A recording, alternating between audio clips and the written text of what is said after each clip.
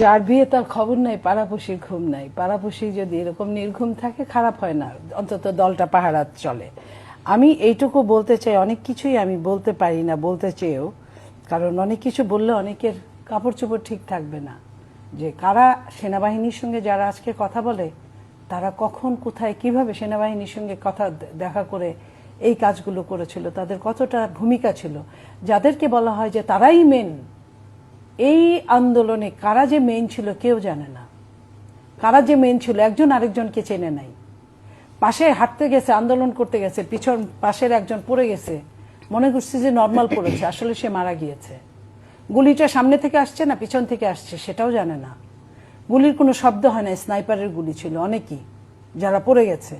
অতএব আমরা একটা সত্যি বলবো, 18 মাস একটা প্রশ্ন করব, হ্যাঁ, sure। তার মানে এটা কি কোনো ডিজাইন ছিল, ষড়যন্ত্র? ডিজাইন তো অবশ্যই ছিল, ষড়যন্ত্র কিনা আমি তা জানি না, তবে পাশে পড়ে গেল স্নাইপার, এটাও সত্যি একটা মহাস্বৈরাচারকে, স্বৈরাচার থেকে দেশ উদ্ধার হয়েছে। শেখ হাসিনা যদি এত বড় স্বৈরাচার না হতো, এটার দরকার ছিল না।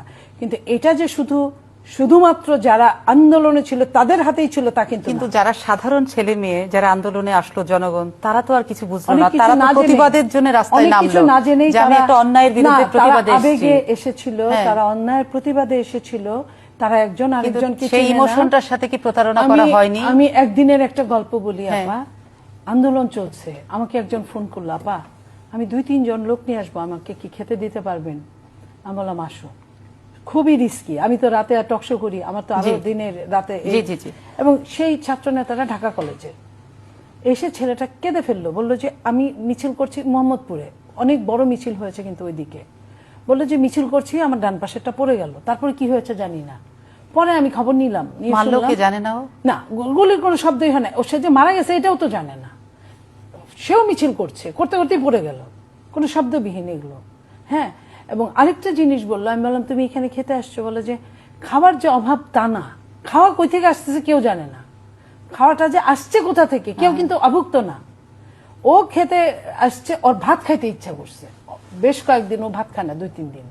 তো ওর ভাত খাইতে ইচ্ছা করছে, ও বলছে আপনার বাসায় ভাত আছে, এবং সেটা প্রায় 5টার দিকে, বিকাল 5টার দিকে। তো আমি ফোন দিয়ে কাজের মেয়েকে জিজ্ঞেস করে, আমি বললাম আচ্ছা তুমি আসো।